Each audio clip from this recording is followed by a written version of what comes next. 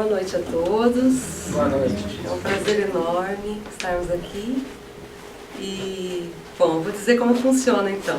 Mackenzie, eu falo boa noite, minha irmã dá palestra. Essa é a nossa parceria. Bom, aqui, então, posso usar aqui, ótimo. Bom, o tema de hoje, da nossa querida sétima Joresp, Eliminando o Nada. É um tema que inicialmente parece complicado, né? Inicialmente é até difícil de entender o que vai ser o assunto se a gente não tiver tido a oportunidade de estudar esse trecho no Céu e no Inferno. Mas nós escolhemos algumas imagens para começarmos a palestra. Uma delas é essa, né? A outra é essa. E aí quando a gente começa a olhar essas imagens, a gente começa a se identificar um pouquinho com o assunto, né? Porque nós sabemos que muitos de nós, e a mensagem disse tão bem, né? Muitos de nós temos tantos contrassensos. Muitas vezes estamos no meio de uma multidão e nos sentimos sós.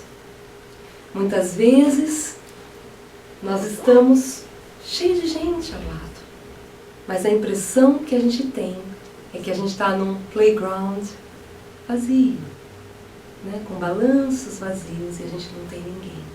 Então o vazio, ele é muito mais um estado íntimo do que um estado exterior. Eu vou passar agora a palavra para minha irmã e no final nós vamos retomar essas imagens que nós vimos.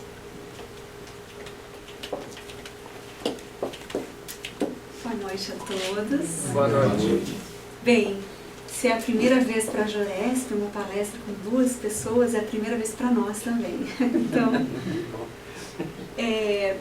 bem, primeiro eu gostaria de parabenizar a organização desse evento por escolher essa data importante do livro 150 anos do livro Céu e Inferno. Só para lembrar a todos, esse livro ele foi escrito com menos de 10 anos de doutrina espírita. Então Kardec está ali colocando as pedras que vão ser a base de toda a doutrina que hoje nos sustenta espiritualmente. Então, com certeza vale a pena estudar esse livro. Um apelido, um outro nome para esse livro seria A Justiça Divina segundo o Espiritismo, porque ele fala sobre esse assunto. Então ele é basicamente um estudo comparado das doutrinas sobre a passagem da vida corporal à vida espiritual, que seria o desencarne, as penalidades e recompensas futuras, os anjos e demônios e as penas, que para alguns essas penas podem ser eternas, o que seria muito, muito difícil de aceitar, mas para outros não. Então a gente vai estudar isso daí. Após esse estudo de Kardec, seguem vários exemplos acerca da situação real da alma durante e depois da morte. Então vários casos para ilustrar a lei de causa e efeito e tudo mais.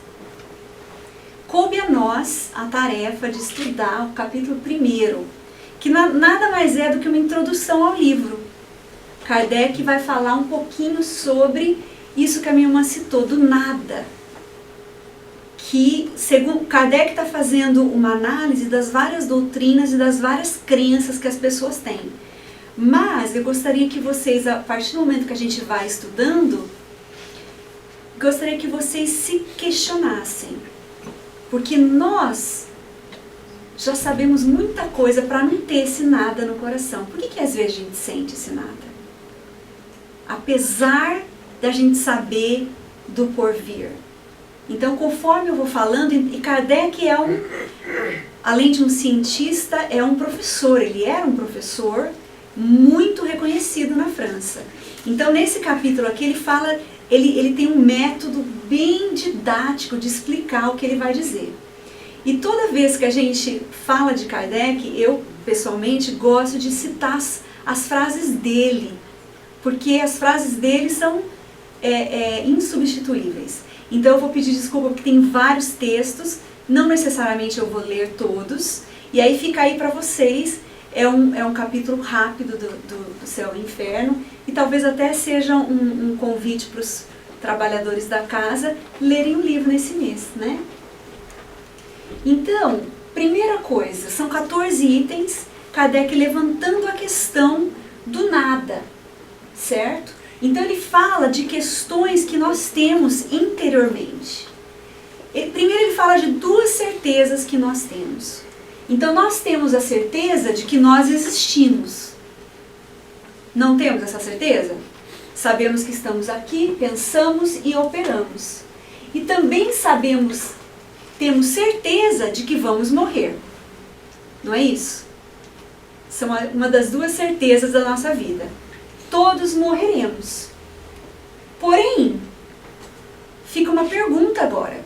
Se nós estamos vivendo, se existimos e se vamos morrer, o que vai acontecer depois da morte? O que é a morte? E por consequência, o que é a vida? Porque o que é a morte vai impactar no que é a vida. A gente vive por uma razão. Então, algumas perguntas aqui. Deixando a Terra, para onde vamos? Que seremos após a morte? Estaremos melhor ou pior? Existiremos ou não? Ou seja, será que vamos acabar com a morte? Uma pergunta importante. Ser ou não ser? Tal a alternativa. O não ser seria esse tal do nada que ele está falando. Seria o nada após a morte. Agora, a crença no porvir seria a crença mais forte no existir do que no não existir. Para sempre ou para nunca mais? Ou tudo ou nada? Então a Kardec está perguntando, né? Viveremos eternamente ou tudo se acabará de uma vez por todas? E aí ele fala, essa é uma tese, é uma pergunta que surge para todos nós. E nós aqui temos as respostas para todas essas perguntas. Então a gente não deveria ter tantas dúvidas que a gente tem no nosso dia a dia. Então eu quero que vocês pensem sobre isso. E aí Kardec vai fazer uma análise do nada, que certamente é desesperador, quando a gente acredita no nada.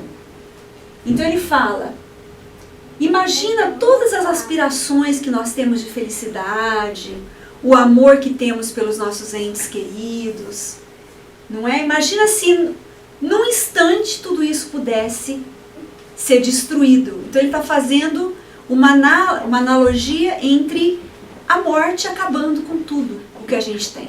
Se não há nada após a morte, aí acaba tudo realmente. Tudo que somos, tudo que temos espiritualmente. E isso é desesperador. Haverá algo de mais desesperador do que o pensamento da destruição absoluta? Afeições, inteligência, ou seja, tudo acabaria com a morte.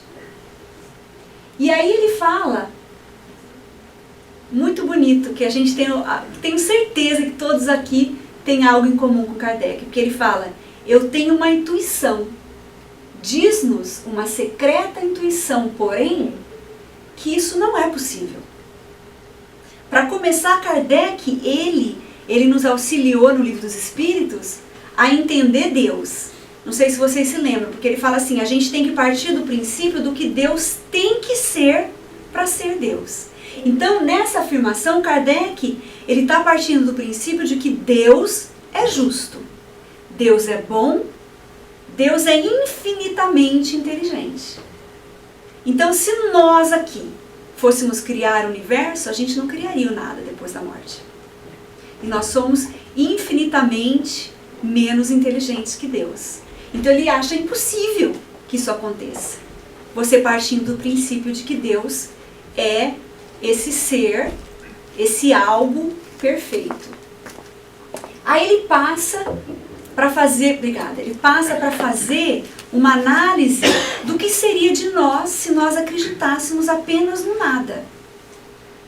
E aí vem o questionamento. Eu gostaria que nós fizéssemos esse questionamento, porque às vezes, eu estou falando por mim mesma, por mais que eu acredite nas mesmas coisas que Kardec e de que há algo após a morte, muitas vezes o meu comportamento mostra que talvez eu não acredito que tem nada, porque eu vivo como se tivesse só isso aqui.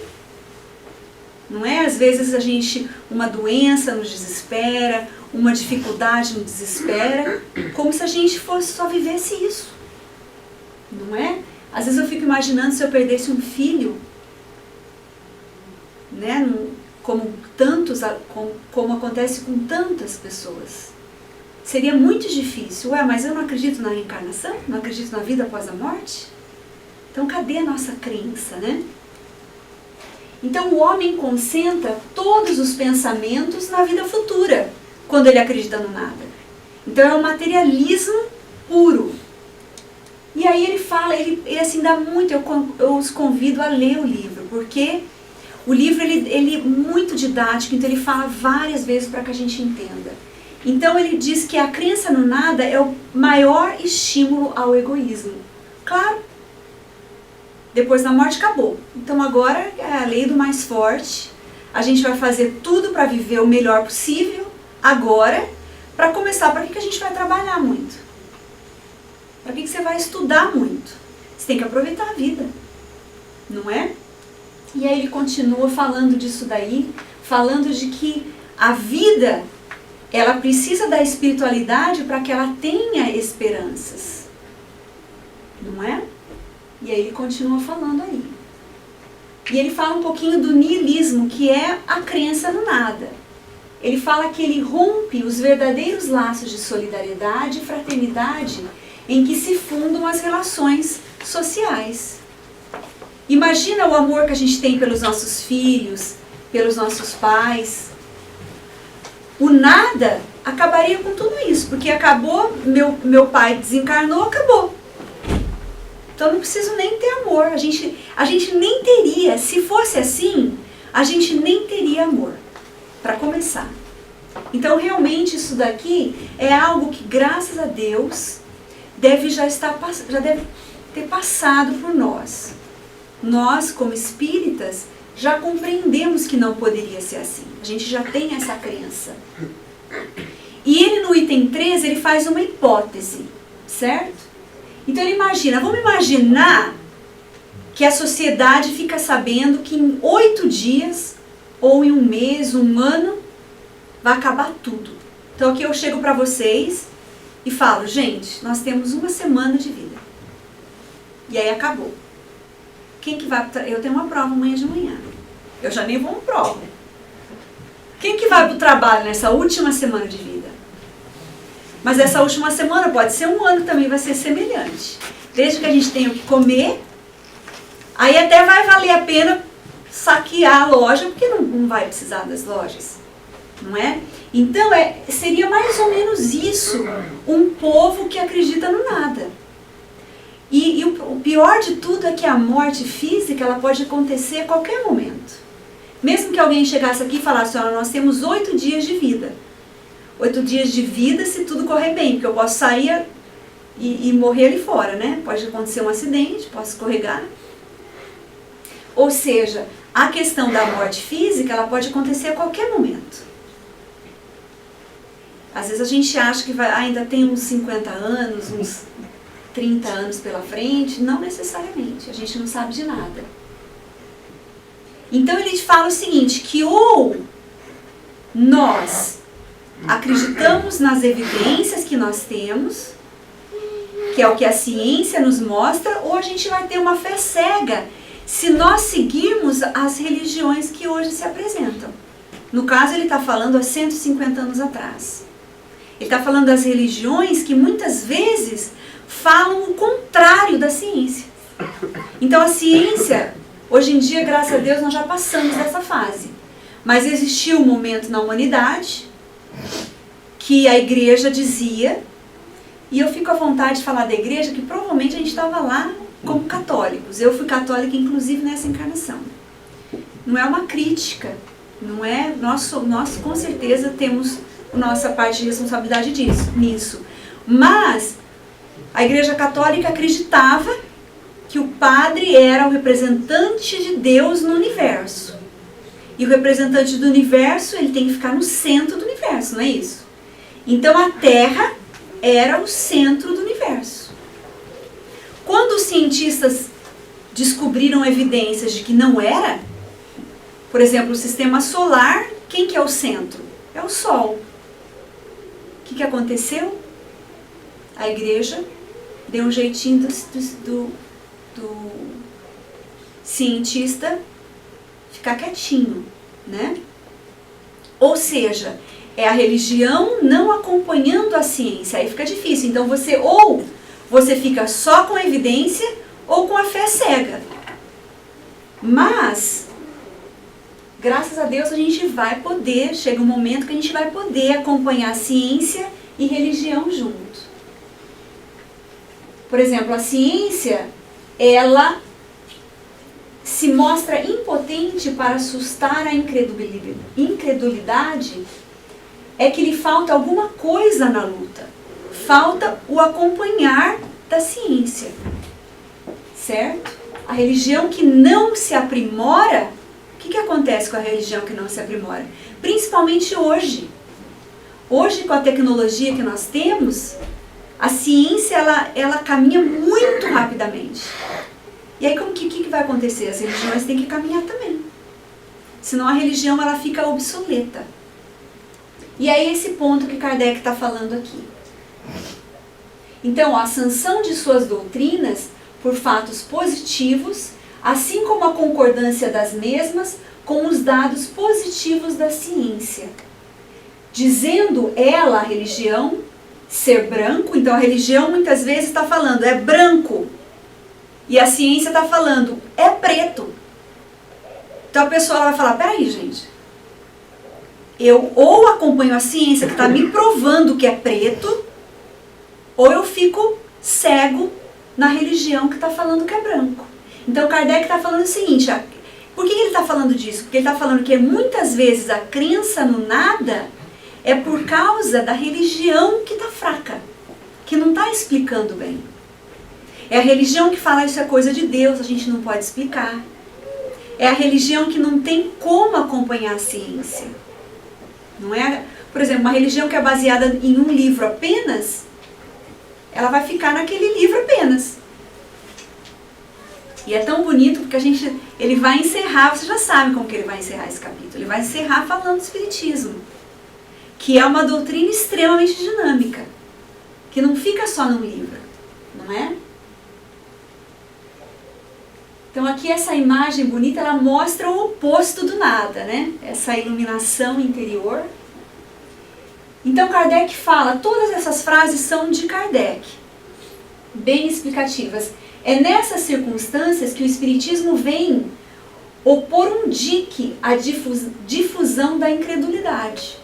Então, se as religiões que não são muito avançadas disseminam o nada, o Espiritismo vem para acabar com isso.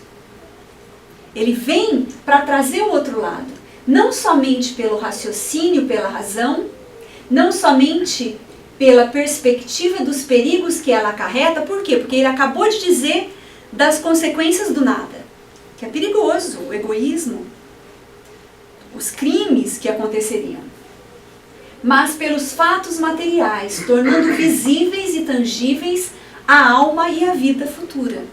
Então o Espiritismo ele traz uma religião que caminha junto com a ciência e traz evidências que são irrefutáveis muitas vezes. E uma das grandes vantagens do Espiritismo é que ele acompanha a ciência. O próprio Kardec diz que chegar o momento que a ciência provar que o Espiritismo está errado, o que a gente faz nesse momento? O que Kardec recomendou? Alguém lembra? Estudar. Ué, mas como? A gente fica ou na fé cega ou acompanha a ciência? Foi exatamente isso que ele sugeriu. Por quê? Porque ele era um cientista, ele não queria que ninguém fosse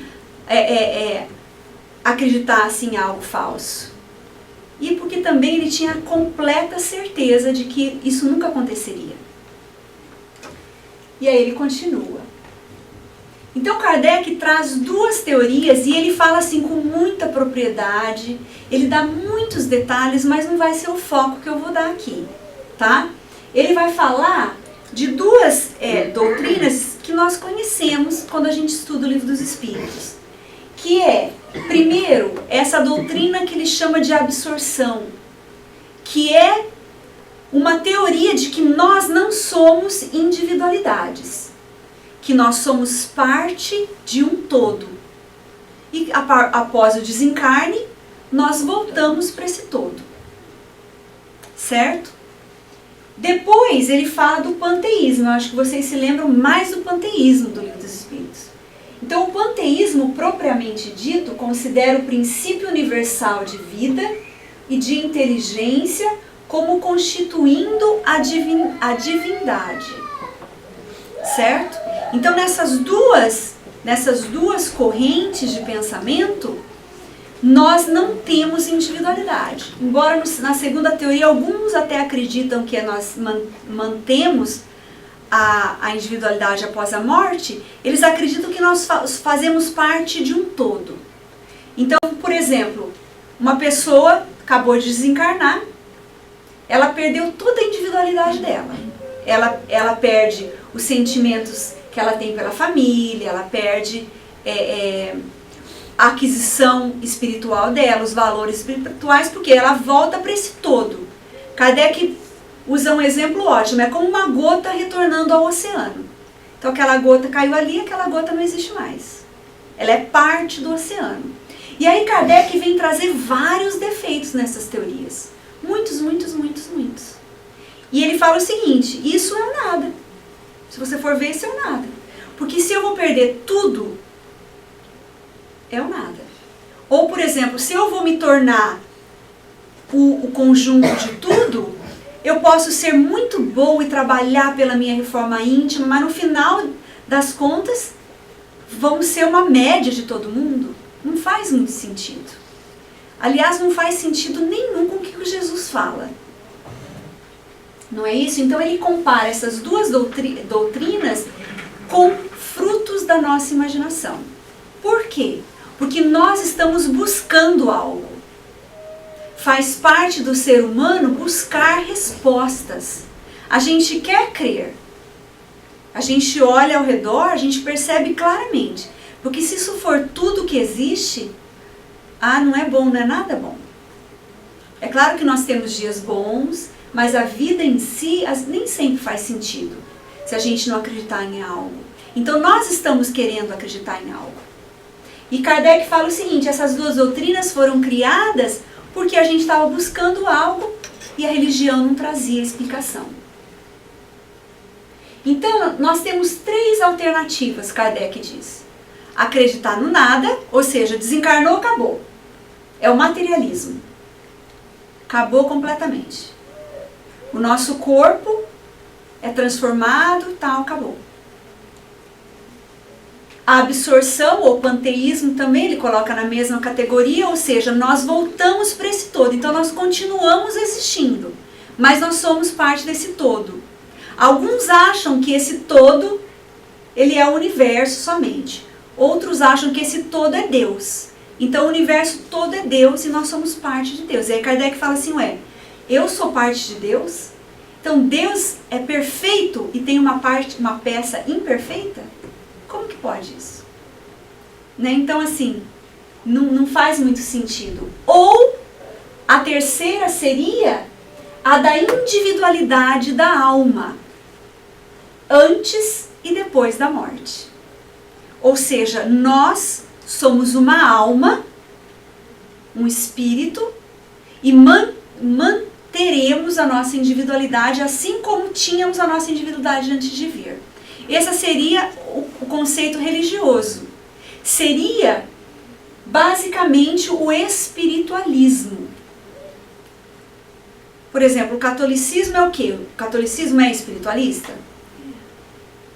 O que vocês acham? Ele é.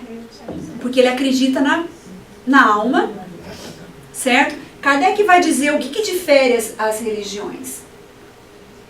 Então é para esta última crença que a lógica nos impele irresistivelmente. Crença que tem formado a base de todas as religiões. Mas o que difere as religiões? E aí é que Kardec é genial. Porque Kardec, se fosse a gente ia entrar agora. Não, ele traz todo esse antecedente para fazer a gente pensar. A gente lê Kardec muito pouco. A gente deveria ler mais, porque ele não foi à toa que ele foi escolhido para ser o codificador dessa doutrina. Então ele vai falar o seguinte, que é através dessas diversas religiões, né, diversas maneiras, que nós vamos ter, por exemplo, a sorte de cada alma vai depender das qualidades pessoais. O que é a sorte? A alegria ou a tristeza? Então é a noção da responsabilidade, da necessidade de evoluirmos. Porque se nós tivermos mais qualidades e tendo mais qualidades nós vamos ser mais felizes, a gente vai buscar evoluir. Então é isso que traz a religião. Para vocês terem uma ideia de como a religião é importante. E aí eu faço esse chamado para os pais, porque os pais às vezes acham que a religião não é tão importante. Aí todos nós vamos falar, não, mas eu acho que é, sim, eu acho que é.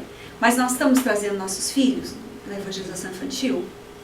Nós estamos estimulando neles a religião, a religiosidade?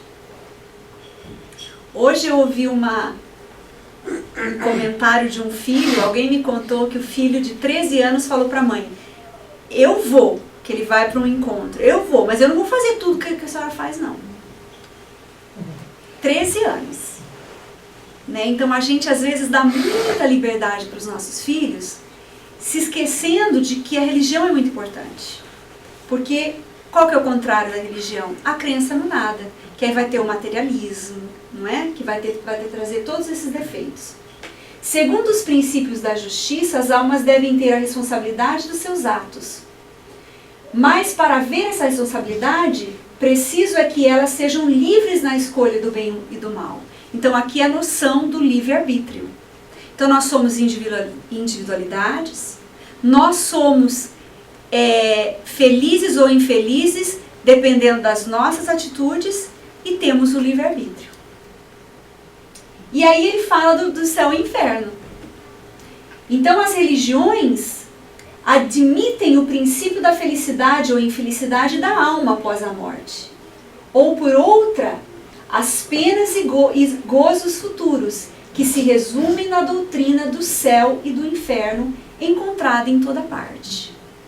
Então as religiões muitas vezes têm essa teoria de que se você for bom, desencarnou, você vai ter os gozos eternos.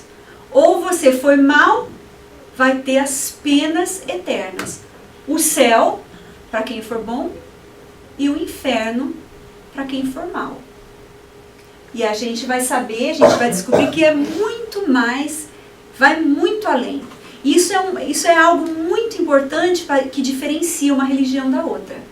Essa visão do que é o céu, do que é o inferno. E é claro, a partir do momento que vocês vão estudando os outros capítulos também, vocês vão entendendo um pouquinho mais. A gente vai se deter mais aos pontos de Kardec, nesse primeiro capítulo. Então, ele diz que as religiões se diferem quanto à natureza dessas penas e gozos, principalmente sob as condições determinantes de umas e de outras. Então, por exemplo, no Espiritismo, a gente sabe, você pode desencarnar e encontrar penas lá. Mas será que elas serão eternas? O que vai te causar a pena lá? Algumas religiões acham que só ir na igreja te salva. Só ir na igreja você vai para o céu. Se for verdade, eu quero ir lá para aquela igreja. Que aí é o caminho mais fácil. Mas o Espiritismo ele vai mais além. Ele vai um pouquinho mais além. Com relação a isso, surgem os pontos de fé contraditórios quanto à origem e cultos diferentes, dando origem a cultos diferentes. Então, graças a Deus, o Espiritismo nem culto tem. Mas algumas religiões, baseadas nisso, têm os seus cultos, os seus rituais. E os deveres impostos por estes, consecutivamente, para honrar a Deus e alcançar por esse meio o céu, evitando o inferno. Ou seja, as religiões, elas vão dar deveres para as pessoas.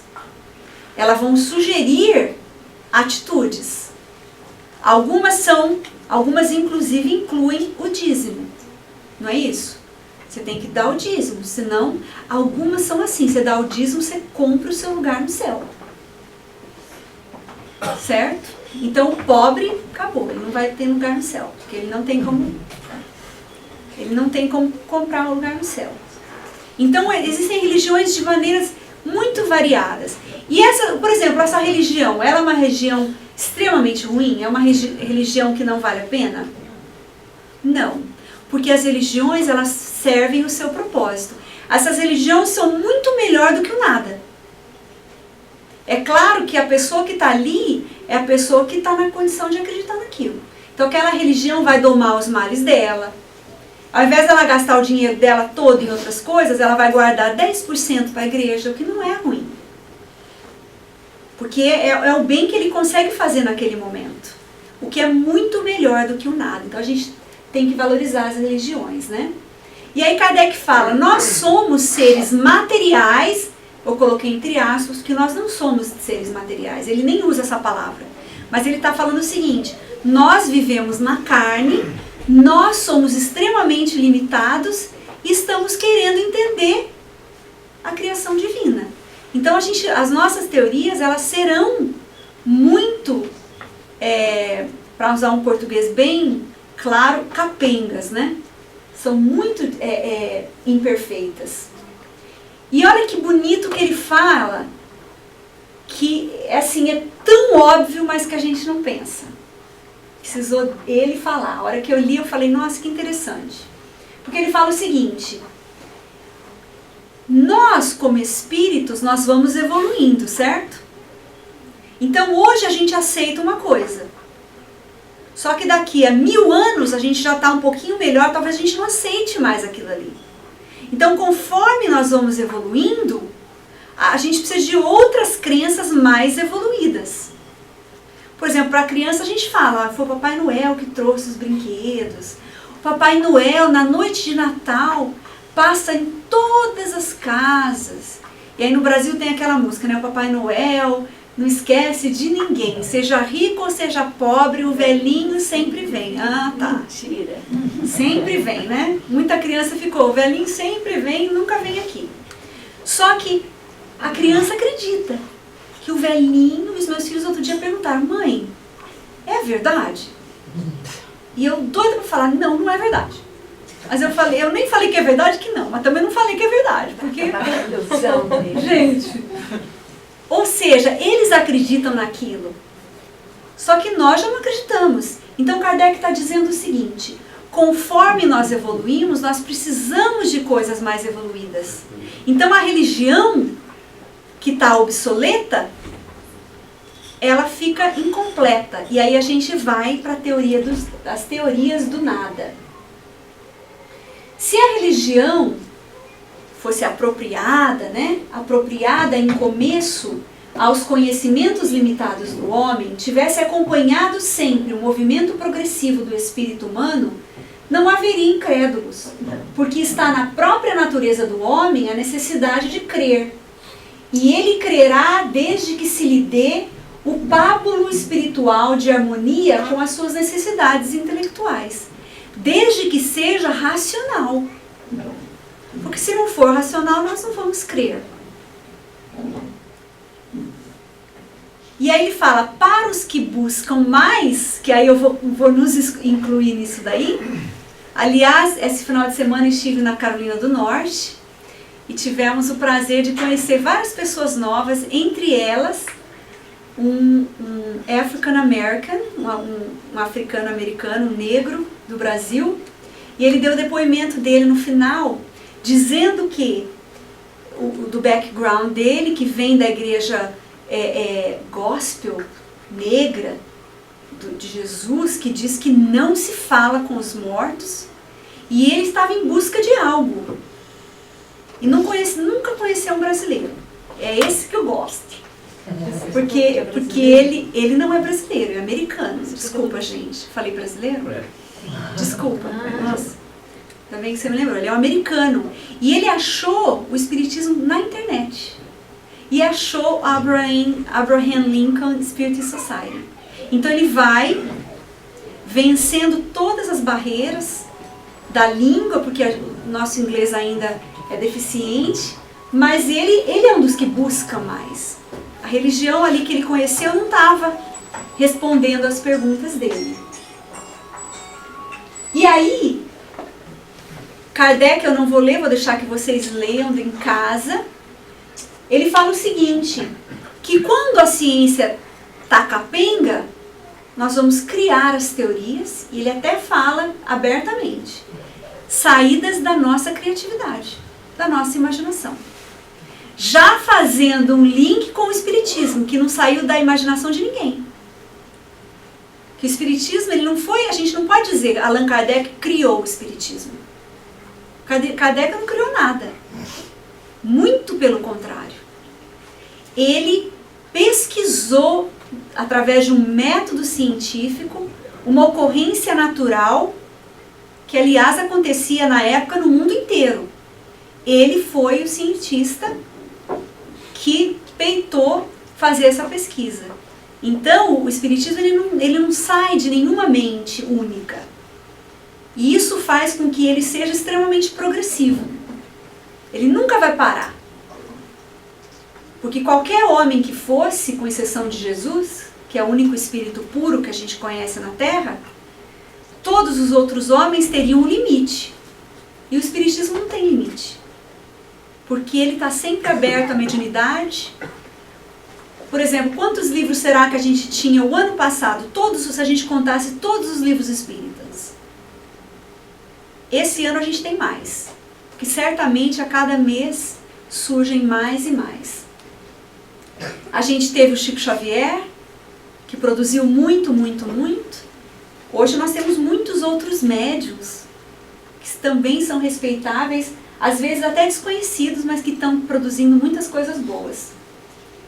Então ele fala, desde que se apresente uma religião racional, lógica, que responda às nossas perguntas, já que nós temos a tendência a crer, já que nós estamos buscando as respostas, nós vamos crer. O homem está buscando. Então nós vamos crer quando surgir essa religião. E aí eu quero fazer uma lembrança do nosso grande mentor aqui nos Estados Unidos, Benjamin Franklin. Benjamin Franklin nasceu em 1706, desencarnou em final em 1800 ele desencarnou. Ou seja, alguns anos, né, aproximadamente 50, 60 anos antes do Livro dos Espíritos. Então ele não conhecia nada do espiritismo.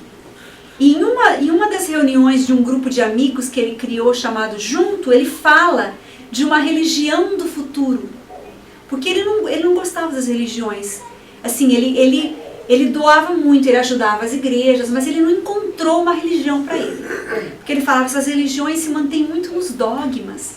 Não fala muito do que as pessoas podem se melhorar. Eu quero coisa prática. Ele era prático.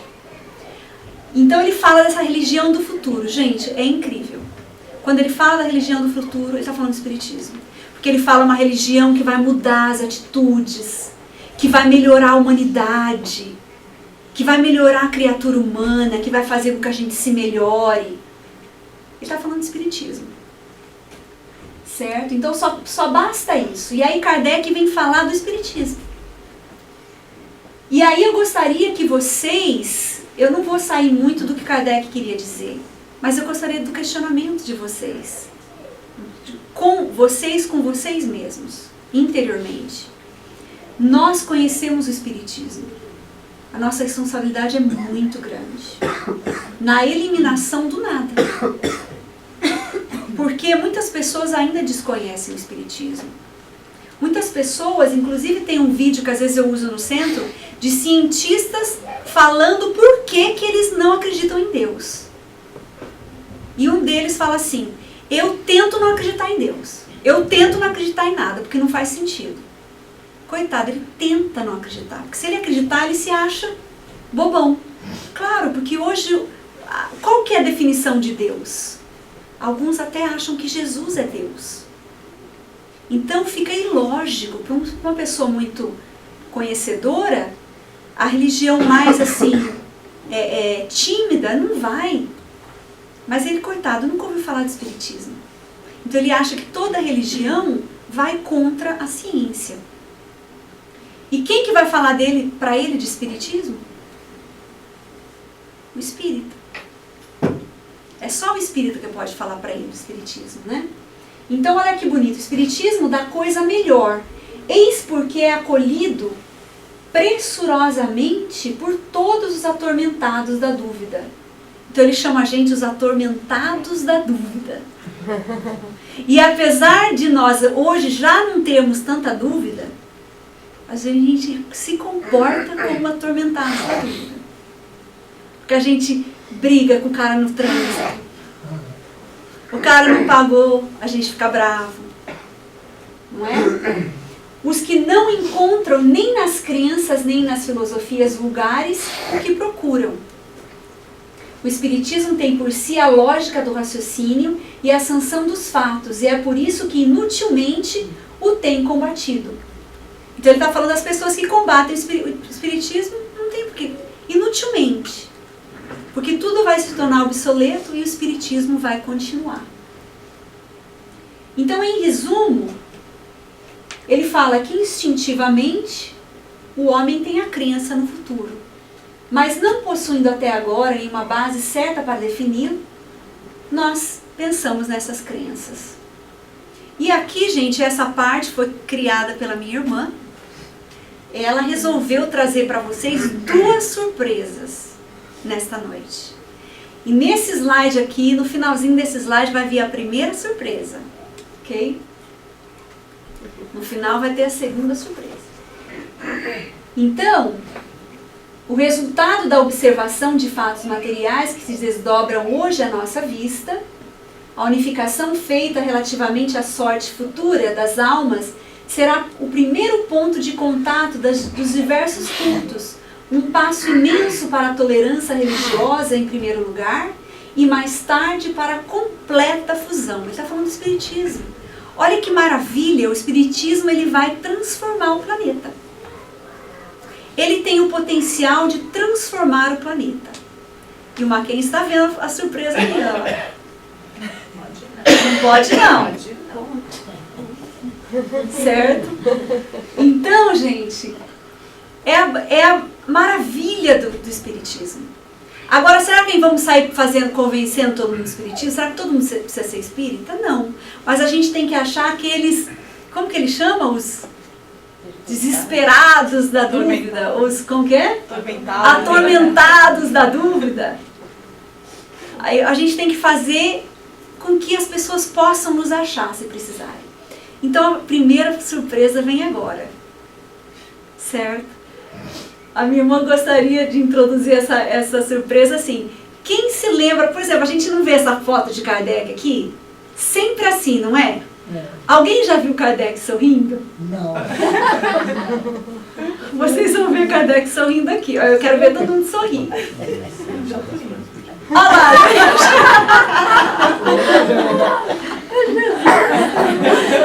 Jesus ali. Jesus está feliz. E Kardec com certeza cumpriu a tarefa dele, né? Gostaram da foto? Essa é a primeira surpresa. A segunda surpresa é ainda melhor. Ok. Então agora, gente, nós vamos falar um pouquinho de como a gente poderia encontrar aquilo que vai eliminar o nada de nós. Se o homem às vezes está incrédulo, a gente não pode muito cuidar dos outros, mas a gente pode cuidar de nós mesmos. A gente pode tentar descobrir por que ainda temos o nada dentro de nós, apesar de sabermos já do Espiritismo. De termos muitas razões para a gente realmente viver com uma outra visão da vida. Certo? Será que a sociedade passa por isso hoje em dia? Como que está o índice de suicídio nos dias de hoje? Sabiam que as autoridades estão extremamente preocupadas com o suicídio? O suicídio é a materialização do nada, da crença no nada. Porque a pessoa ela perdeu todas as esperanças e ela ainda tem a ilusão de que vai morrer e acabou os tormentos. A Federação Espírita Brasileira tem essa campanha permanente em favor da vida e ela fala, num cartaz muito bonito, não se mate, você não morre. Então a gente é muito difícil isso daí, né? Eu vou passar a palavra agora.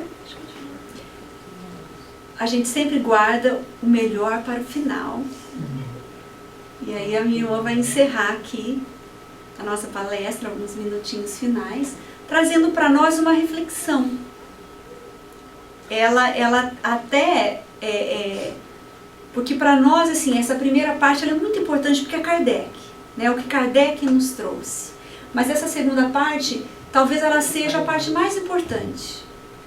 Porque ler as obras, entender o que Kardec nos falou, é uma coisa. Agora a gente aplicar, talvez seja uma das partes mais importantes. Nenhum de nós ainda tem condições, porque todos nós ainda temos o nada dentro de nós. Mas existem algumas dicas que a gente pode seguir. E a minha irmã vai falar agora.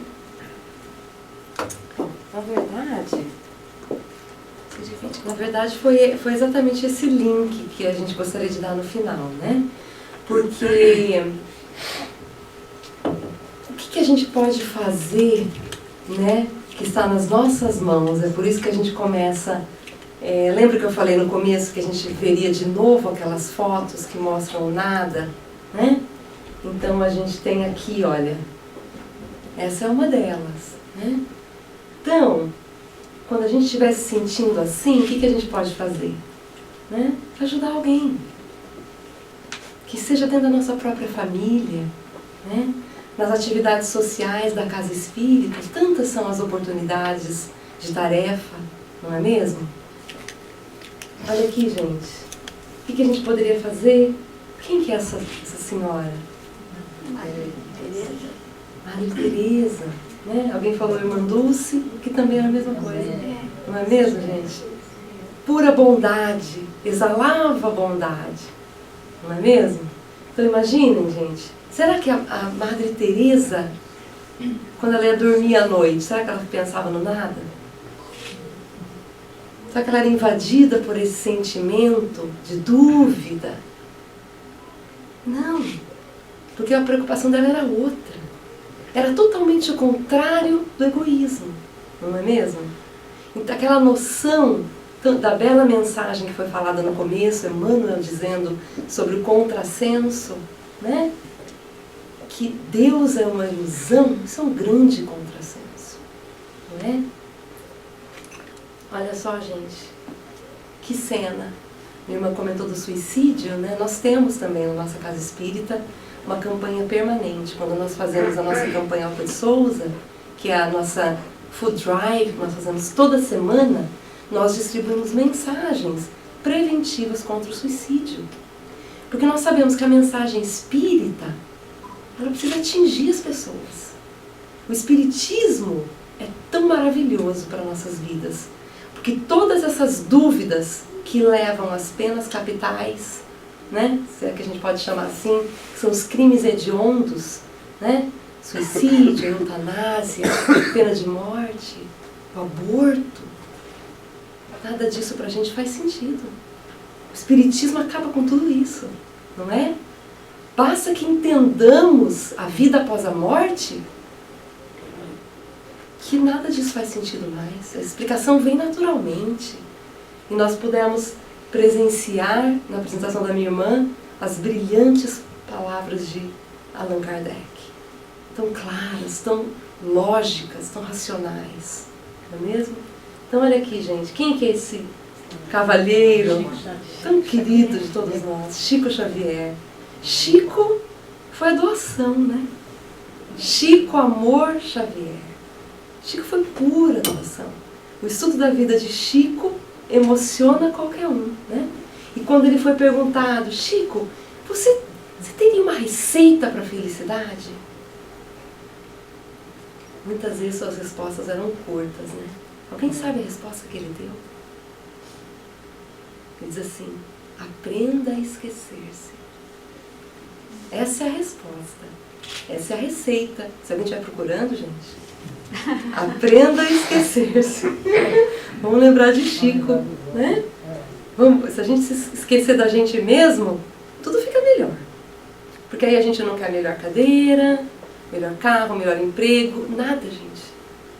Nada. Quando a gente coloca os outros em evidência, os outros têm mais importância que a gente, aí tá a receita. Olha como Chico era sábio.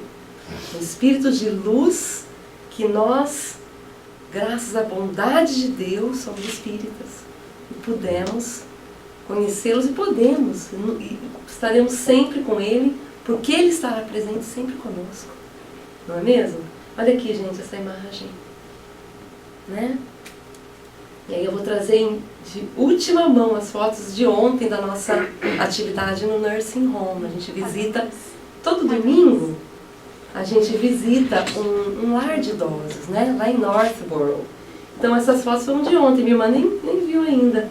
Nós temos aqui o Luiz tocando violão, minha irmã também toca violão, para quem não sabe.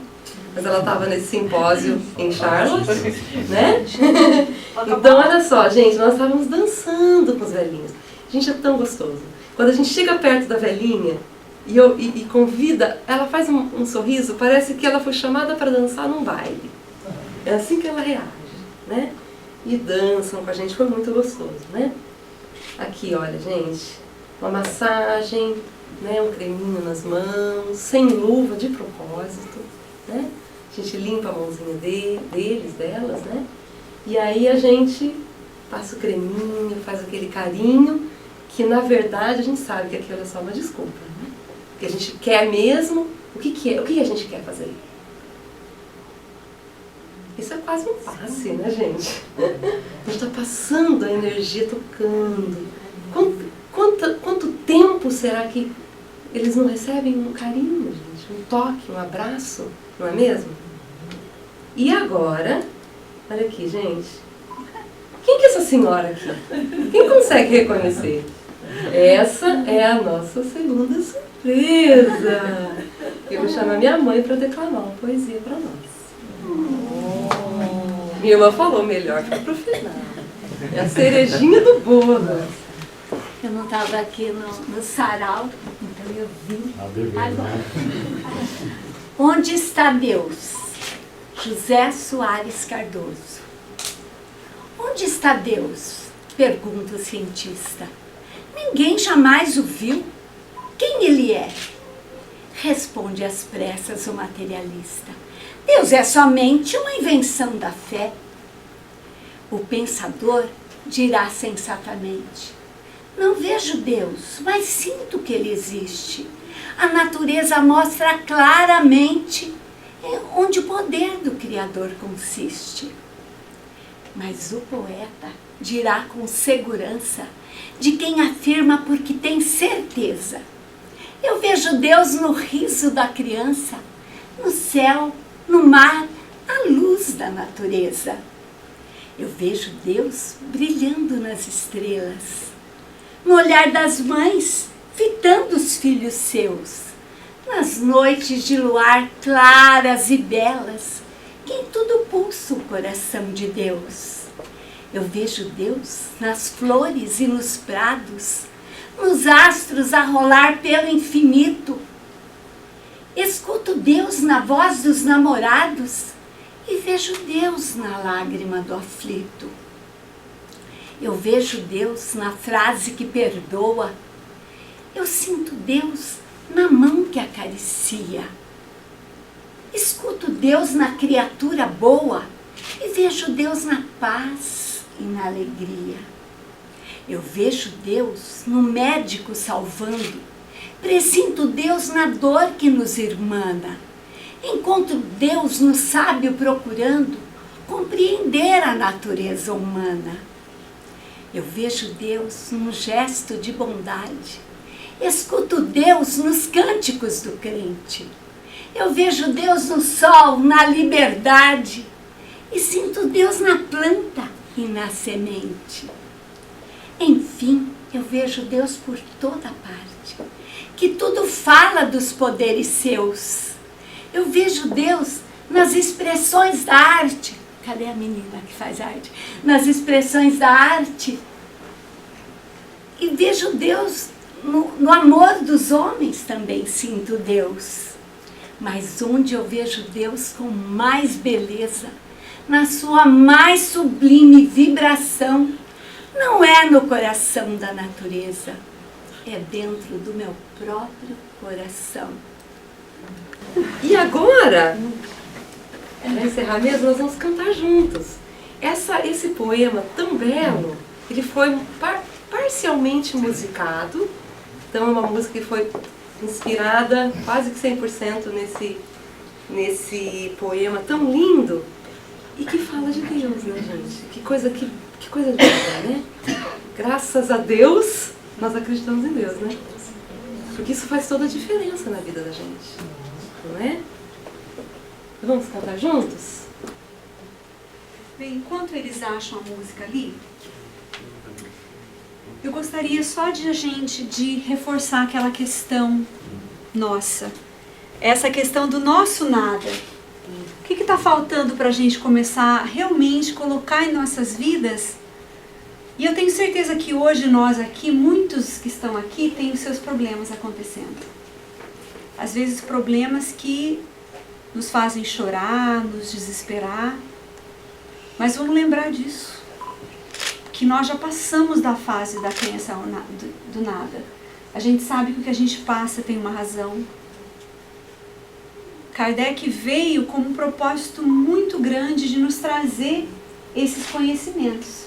Agora, a gente já conhece, a gente só precisa aplicá-los nas nossas vidas. Para que a gente encontre a nossa felicidade, que é o que a gente está buscando. Divaldo, ele é bem claro. Ele diz, se você está sozinho, está muito triste, procura alguém para ajudar. Alguém que está sofrendo mais do que você. Às vezes até no nosso lar, uma pessoa está me fazendo sofrer, e aí eu choro, desespero, nem me toco que às vezes essa pessoa está precisando mais. Se ele está me fazendo sofrer, é porque ele está sofrendo muito mais. Não é? Tá pronto aí?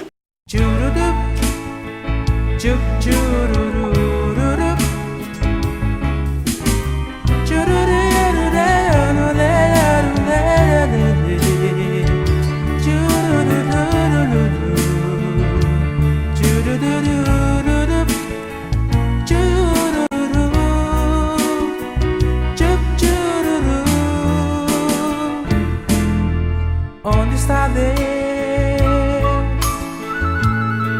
Pergunta ao cientista. Ninguém o viu jamais.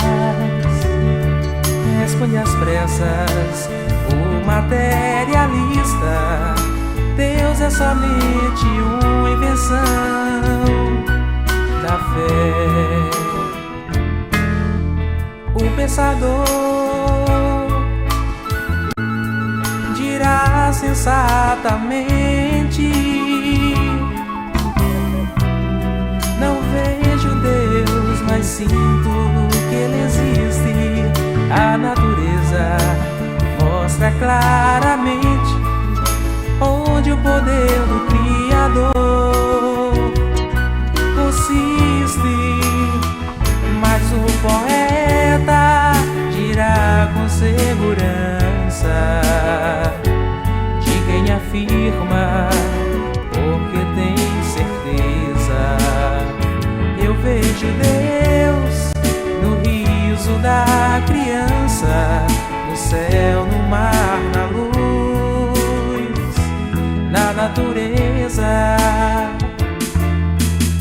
percebo Deus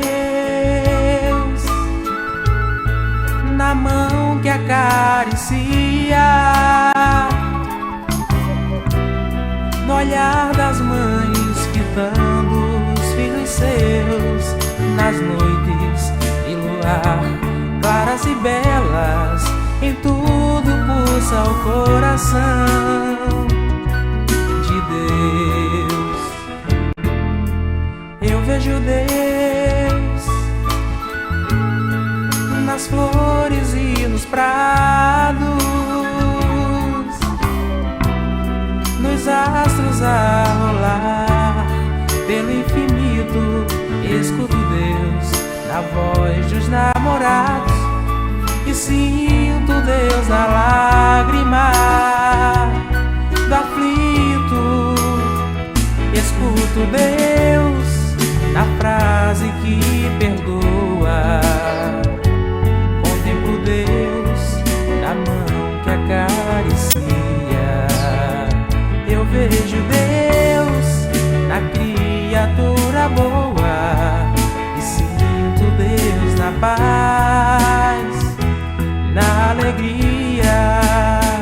Escuto Deus na frase que perdoa. Contemplo Deus na mão que acaricia. Eu vejo Deus na criatura boa e sinto Deus na paz, na alegria.